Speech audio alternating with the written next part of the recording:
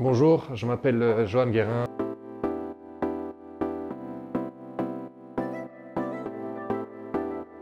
Je suis un ancien éducateur, travailleur social, conseiller d'insertion, devenu chef de projet dans l'insertion par l'activité économique. Actuellement en parcours avec Initiative pour développer mes compétences et acquérir des connaissances académiques et j'espère à terme pouvoir développer ces compétences en tant que, pourquoi pas, responsable d'un établissement. Sur le plan personnel, c'est que je suis un entrepreneur, j'avais des entreprises dans la restauration. J'ai à un moment donné eu envie de changer, donc j'ai revendu et je me suis reformé pour dans un premier temps devenir éducateur spécialisé.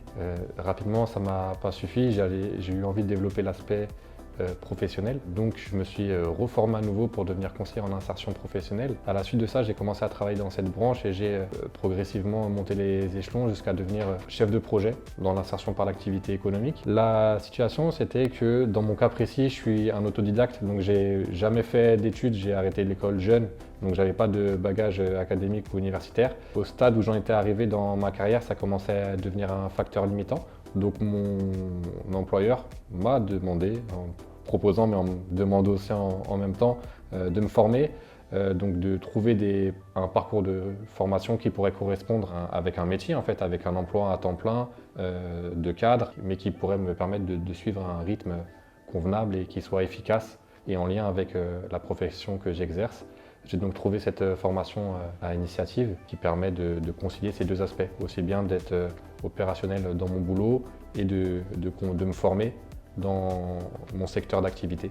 Mon avis sur la formation, donc les modalités sont très arrangeantes pour des gens qui ont un emploi à temps plein. Moi, j'ai pas d'horaire, donc je suis presque 40 heures par semaine.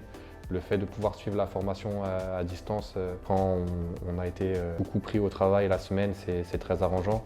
Donc il y a une facilité d'adaptation, je dirais, qui permet de suivre ce parcours quand on est un adulte, dans mon cas, en reconversion, en reformation.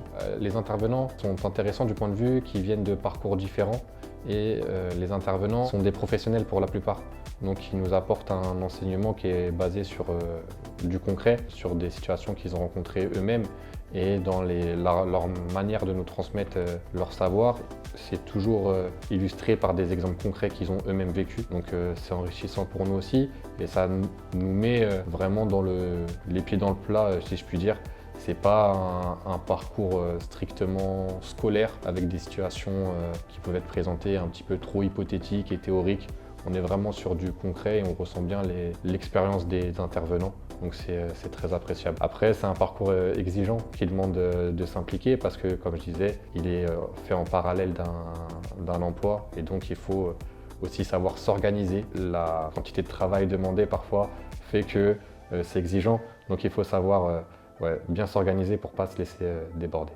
Dans le cadre de cette formation avec Initiative, le fil rouge, c'est de proposer un projet.